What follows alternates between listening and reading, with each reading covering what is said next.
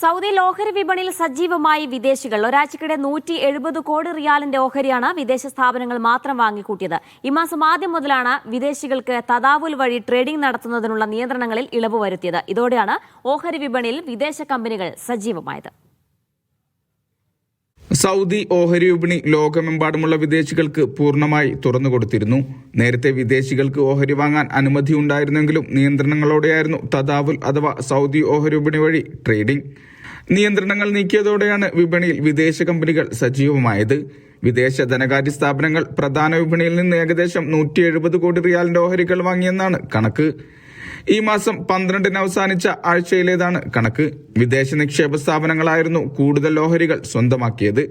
വിദേശ നിക്ഷേപ സ്ഥാപനങ്ങൾ വാങ്ങിയത് 45.7% ഓഹരികളാണ്. വിദേശ വ്യക്തിഗത നിക്ഷേപകർ മൊത്തം വിപണി വ്യാപാരത്തിന്റെ 1.75% 38.9 കോടി റിയാലിന്റെ ഓഹരികൾ വാങ്ങി. 42 കോടി റിയാലിന്റെ ഓഹരികൾ വിറ്റഴിക്കുകയും ചെയ്തു. പുതിയ നിയമപ്രകാരം എല്ലാ വിദേശികളായ വ്യക്തികൾക്കും സ്ഥാപനങ്ങൾക്കും നേരിട്ട് ഓഹരികൾ വാങ്ങാനും വിൽക്കാനും കഴിയും. സൗദി ലൈസൻസുള്ള ബ്രോക്കർമാരായ കമ്പനികൾ വഴിയാണ് സംവിധാനം. കഴിഞ്ഞ വർഷം സെപ്റ്റംബർ അവസാനത്തോടെ സൗദി ഓഹരി വിപണിയിലെ വിദേശ നിക്ഷേപം 59,000 കോടി റിയാൽ കടന്നിരുന്നു. 2024-നെ അപേക്ഷിച്ച് വൻ വർധനവാണ് രേഖപ്പെടുത്തിയത്. കണക്കുകൾ ഇനിയും ഉയരുമെന്നാണ് വിപണിയിലെ ഇപ്പോഴത്തെ സാഹചര്യം സൂചിപ്പിക്കുന്നത്. Vishal Cherpulassery, media 1, Riyadh.